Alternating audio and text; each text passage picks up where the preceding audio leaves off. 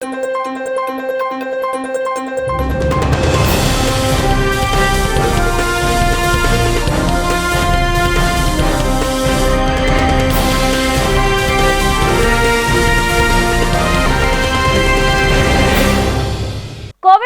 के बढ़ते प्रकोप को देखते हुए हरियाणा सरकार पूरी तरह से सजग दिखाई दे रही है, जिसके चलते आज हरियाणा सरकार के एसीएस देवेंद्र सिंह करनाल पहुंचे। इस अवसर पर उन्होंने जिले के स्वास्थ्य विभाग के अधिकारियों व पुलिस अधिकारियों की मीटिंग ली।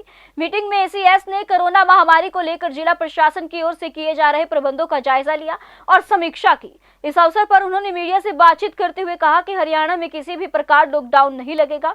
इसके लिए उन्होंने मजदूर भाइयों से अपील करते हुए कहा कि वह पलायन ना करें, क्योंकि देश के प्रधानमंत्री नरेंद्र मोदी द्वारा भी लोगों से कहा गया है कि किसी भी प्रकार का लॉकडाउन नहीं लगाया जाएगा। वहीं स्वास्थ्य विभाग द्वारा ऑक्सीजन की तैयारी, बेड की तैयारी और दवाइयों के बारे में एसीएस हरियाणा देवेंद्र सिंह को विस्तार से जानकारी दी गई। यहाँ हम आपको बता दें कि कोविड-19 के बढ़ते प्रकोप को देखते हुए हरियाणा सरकार द्वारा स्कूलों में गर्मी की छुट्टियां घोषित कर दी गई है। वहीं सरकार के उच्च अधिकारी जिलों में जाकर स्वास्थ्य संबंधी प्रबंधों का जायजा लेते हुए नजर आ रहे हैं। इसी कड़ी में करनाल में सीएस देवेंद्र सिंह द्वारा दौरा किया गया और जिले के उच्च अधिकारियों से बैठक कर कोविड-19 बचाव संबंधी तैयारियों का निरीक्षण भी किया गया। और प्रोक्योरमेंट का आपको पता ही है कि इट्स ऑलमोस्ट ओवर नाउ और सारी प्रॉब्लम्स भी तकरीबन जो थी वो सब सॉल्व हो गई हैं। So next responsibility which has been given to me since I was already coming for this district, वो दी गई थी कि भाई कोविड से रिलेटेड जो भी तैयारियां हैं और जो सिचुएशन हालात उसका पूरा जायज़ा लेके स्टेट गवर्नमेंट को हम अपनी रिपोर्ट भी दें, फीडबैक भी दें और अगर कोई मदद की ज़रूरत पड़े गवर्नमेंट की तरफ से कुछ कमियाँ हों तो उसको पूरा कर सकें। तो मैंने उसका आज पूरा रिव्यू लिया है। उसमें मैं सबसे पहले तो बधाई देना चाहूँगा डिस्ट्रिक्ट एडमिनिस्ट्रेशन को कि वो बहुत अच्छे से हैंडल कर रहे हैं। डिप्टी कमिश्नर भी, सुपरिटेंडेंट पुलिस भी, सीएमओ और उनके सारे ऑफिसर्स मिलके। और वो इसलिए उसका रीज़न ये है कि इन्होंने बहुत अच्छा एक तो अपना सिस्टम बनाया मॉनिटरिंग का, जहाँ ऑलमोस्ट डेली बेसिस पे ये देखते हैं कि भाई कितने केसेस आए, कितने पॉजिटिव केसेस हैं और पॉजिटिव केसेस में भी मोटे तौर पे निकल के ही आया है। जो अच्छी बात है कि डिस्ट्रिक्ट्स में अब लोग भी इसमें लोगों में चेतना और अवेयरनेस है कि 93% केसेस जो पॉजिटिव हैं वो तकरीबन घर पे ही ट्रीटमेंट ले रहे हैं और उनको टेलीमेडिसिन के थ्रू या डॉक्टर्स के साथ उनको वो सुविधा उपलब्ध है। बाकी जो 7% के करीब जो पेशेंट जैसे होते हैं, जैसे उदाहरण के तौर पे अगर 3,000 का पेशेंट पॉजिटिव लोड आ रहा है तो यानी लगभग 7% के करीब पेशेंट जो हैं उनको बेड्स की ज़रूरत पड़ती है, हॉस्पिटल की ज़रूरत पड़ती है। उस हिसाब से यहाँ पे एडिक्वेट बेड्स हैं। अभी बेड्स दो तरीके के होते हैं जैसे आपको पता है, एक तो वो जिनको नॉन ऑक्सीजन बेड्स और एक जो ऑक्सीजन वाले बेड्स या आईसीयू बेड्स और या वेंटिलेटर वाले बेड्स। तो अभी सिचुएशन ऐसी नहीं है यहाँ पे कि भाई जहाँ वेंटिलेटर बेड्स की बहुत ज़्यादा ज़रूरत हो और उसकी कमी हो। अभी जो ख़ास तौर पे नॉन ऑक्सीजन बेड हैं वो तो बल्कि लगभग 50 से 60% की ऑक्यूपेंसी है। आईसीयू बेड ज़रूर तकरीबन 80-90% के करीब ऑक्यूपेंसी है।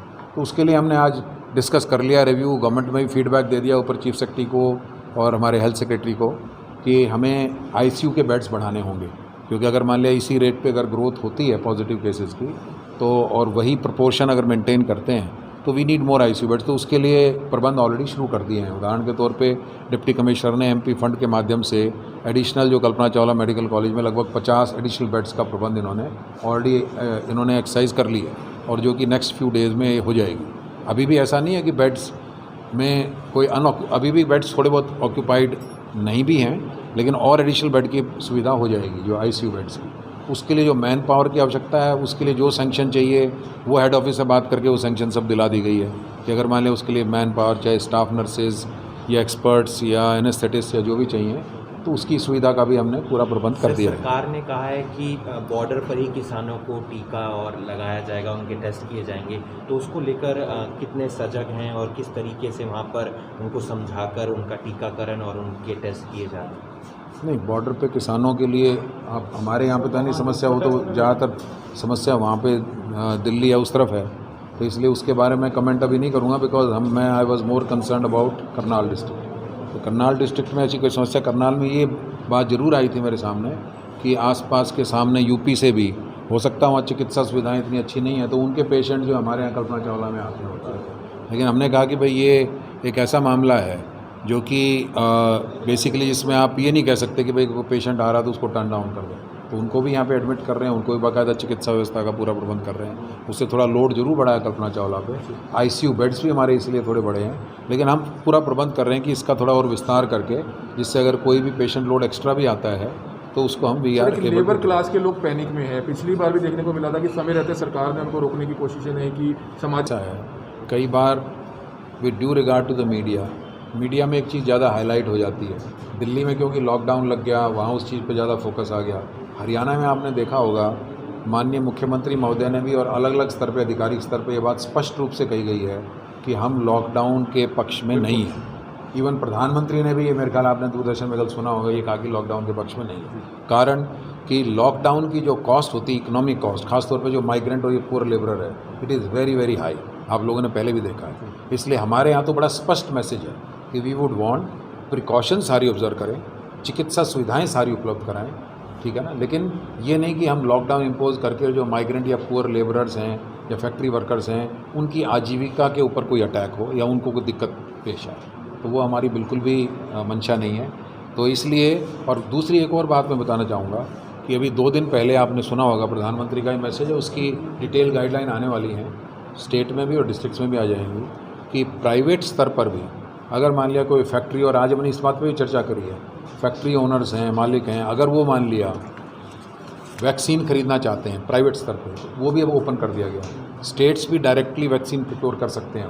50% जो वैक्सीन की प्रोडक्शन पूरी कंट्री में, वो तो सेंट्रल गवर्नमेंट लेके डिस्ट्रीब्यूट करेगी स्टेट्स की आवश्यकताओं के मुताबिक। बाकी 50% में स्टेट अपना ले लें, प्राइवेट जो फैक्ट्री ओनर्स हैं, इंडस्ट्री ले ले।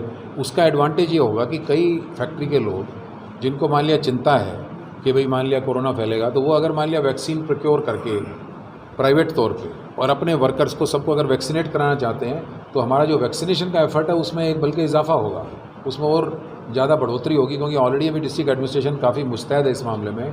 आपने देखा होगा टीका उत्सव और इस तरह से टीकाकरण के अभियान चलते हैं सोमवार मंगलवार। अब ये प्राइवेट में भी जो है, जैसे मैंने बात की, डिप्टी कमिश्नर भी कह रहे हैं कि इंडस्ट्री एसोसिएशन, उनसे बातचीत करेंगे, प्राइवेटली अगर वैक्सीन प्रिक्योर करके अपने फैक्ट्री वर्कर्स को वैक्सीनेट करते हैं। और अभी हम डेटा इकट्ठा करा रहे हैं, मोटे तौर पे ये बात सामने आई, जो सीएमओ साहब ने बताई कि जिन लोगों की इवन एक भी अगर वैक्सीन लग गई है, एक भी, तो भी उनको सीवियर सिम्टम्स नहीं होते हैं मोटे तौर पे। हम डेटा को इसको वेरीफाई करा रहे हैं, तो इसका मतलब 2 वैक्सीन की बात नहीं, 1 वैक्सीन में भी हॉस्पिटलाइजेशन की चांसेस बहुत कम हो जाते हैं। कोरोना अगर हो भी जाए वैक्सीनेशन के बाद, तो उतनी सीवियरिटी नहीं होती, लाइफ डेंजर खत्म। हाँ, ये सबसे बड़ी एक प्लस पॉइंट है। There might be few exceptions. तो इसलिए सबसे इंपॉर्टेंट ये है, जो मैं एक मैसेज देना चाहता हूँ, और जो मेरे ख्याल डिस्ट्रिक्ट एडमिनिस्ट्रेशन भी ट्राई कर रही है काफ़ी जगह, रिलीजियस हेड्स के थ्रू, अपने अवेयरनेस कैंपेन्स के थ्रू, पॉलिटिकल लोगों के थ्रू, कि भाई आपको मैक्सिमम वैक्सीनेशन जरूर करवाना चाहिए। क्योंकि अगर आप एक भी वैक्सीन लगा लेते हैं, तो भी आपके यहाँ एंटीबॉडीज़ जो पैदा होते हैं शरीर में, उससे आपको प्रोटेक्शन मिलती है कोरोना के। 1 मई से 18 साल से ऊपर के 1 मई से 18 साल से ऊपर हो जाएगा, जिसमें स्टेट भी अब एक्स्ट्रा वैक्सीन की जरूरत पड़ी तो डिमांड के हिसाब से वो प्रिक्योर करेंगे, प्राइवेट लोग भी प्रिक्योर करेंगे। तो वो धीरे धीरे हो सकता है उसमें 2-4 दिन का प्लस माइनस गैप हो, लेकिन अब एक तैयारियां उस दिशा में शुरू हो गई, और वो जैसे ही होगा तो उसका नतीजा ये होगा कि वैक्सीनेशन एकदम से बढ़ेगी। प्राइवेट हॉस्पिटल हो, मेडिकल की दुकानें हों, इसको अवसर समझती हैं पैसे कमाने का और कालाबाजारी करनी शुरू कर देती हैं, या फिर जो रेट होते हैं उससे ज़्यादा लेने की कोशिश करते हैं। तो प्रशासन उसमें किस तरीके? प्रशासन में देखिए, आप लोगों ने शायद सुना भी होगा, नहीं तो पब्लिसिटी इसकी और ज़्यादा मैंने बोला है कि और करें, कि प्राइवेट में भी जो कोरोना का ट्रीटमेंट के जो पेशेंट्स के रेट्स हैं, कि ऑक्सीजन बेड जो है, अगर मान लिया ऑक्सीजन बेड है उसका 11,000 8, 12 और 15 के 3 रेट हैं। 8,000 अगर मान लिया नॉन ऑक्सीजन है, 12 ऑक्सीजन आईसीयू है तो 15 है, और उसमें सारे खर्चे कवर्ड है, एक्सेप्ट में भी जो क्रिटिकल मेडिसिन है। और उसके लिए भी कोशिश कर रहे हैं कि क्रिटिकल मेडिसिन की भी कोई सप्लाई की प्रॉब्लम ना आए। ऑक्सीजन के लिए भी हमने बात करी है कि हमारे यहाँ तो दिल्ली से लोग आके भरवाते हैं, हमारी तो पानीपत रिफाइनरी में ऑक्सीजन की फैसिलिटी है, तो वो भी हमें प्रायोरिटी पे हरियाणा को ऑक्सीजन भी मिलेगी। दवाइयों की भी प्रबंध जो है ना, वो स्टेट की तरफ से भी किया जा रहा है, हमने बात करी है। तो इस प्रकार से बड़ा स्पष्ट है कि ओवर चार्जिंग नहीं कर सकते और कोई फ्लीसिंग नहीं हो सकती। इसी तरह से रेमडेसिविर के जो रेट्स फिक्स किए गए हैं, तो हमारे जो ड्रग कंट्रोलर हैं, हमारे जो अधिकारी हैं डिस्ट्रिक्ट स्तर पे, वो भी लगातार इस बात के ऊपर बाकायदा रैंडम चेकिंग के थ्रू ये इंश्योर कर रहे हैं, सुनिश्चित कर रहे हैं कि पेशेंट्स अगर प्राइवेट हॉस्पिटल में जाते हैं, तो जो हमारे कैप लगाए गए हैं प्राइसेस के, वो किसी भी सूरत में ब्रीच नहीं होंगे और कोई भी ओवर चार्जिंग नहीं करेंगे। ठीक।